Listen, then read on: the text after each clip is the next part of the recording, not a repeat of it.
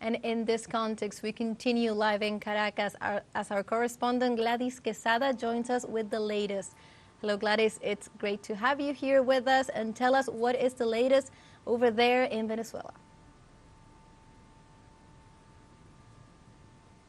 Hi, Belen. Precisely, I'm here in Caracas, the capital of Venezuela. Precisely right now, I'm at Miranda district. This is one of the main parts that conform the district capital of Venezuela and the city of Caracas. Right now, we have underway one march, is a way to say that. There is a demonstration of motorbikers. And I have to stop here to explain that the motorbikers here are a great large sector of the population. Most of the popular sectors, you know, the working class here in Caracas, and they have been supporting President Nicolás Maduro since the campaign times.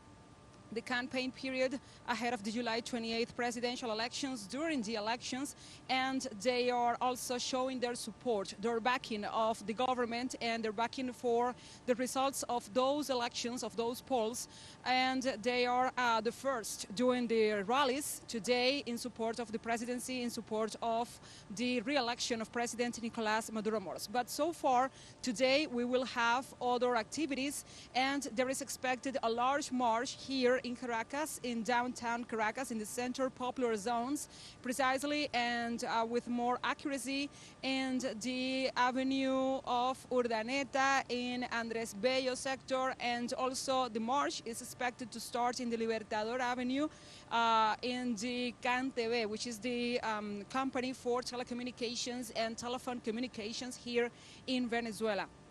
Also, as the president was announcing, this march is supposed or is expected to gather people in 100 cities of Venezuela, also in 100 marches all over Venezuela. So this is not just concentrated here in Caracas, it's also a showing of support nationwide. Also, we have other information, and that is the march is expected to go through the center of Caracas, downtown Caracas, as we were saying, in the Bellas Artes sector, which is the name that receives because of the Fine Arts Gallery, the National Gallery that is next to this zone. And it is heading Miraflores Palace, the seat of the government, as is customary, is traditional here in Caracas for people to go march through all the central parts of the city and then meet up the president and the top leaders of the Bolivarian Revolution there in the Miraflores Palace for a gathering and him to give and offer a speech. Also, it is known that the opposition groups, the opposition organizations also convoked and called for a march today, August 17th, and this march that the Chavismo forces and the Chavismo grassroots organizations are holding is a way to respond, to contest, to counteract those marches, because there are other informations, and those were delivered by Diosdado Cabello, the first vice president of the Socialist United Party of Venezuela, that there were schemes of violence to be held today, to be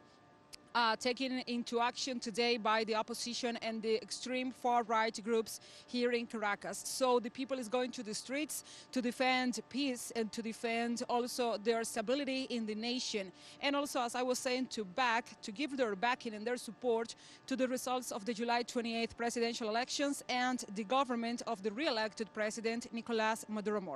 That is the information so far. Today, the marches are going to take over 100 cities, I was saying that, and we will be there with the start of the march, the start of the rally, and we will be giving you more information. So far, this is just the time ahead of the march, and as I was saying, the pedestrian march, the people by their foot, they will be going out in the afternoon time. So far, this is the information. Belen, back to you. Excellent. Thank you, Gladys, for all the report and also the updates regarding the current situation in Venezuela. We will come back to you throughout the day to follow the latest in the South American country. That was Gladys Quesada, teleSUR correspondent in Venezuela.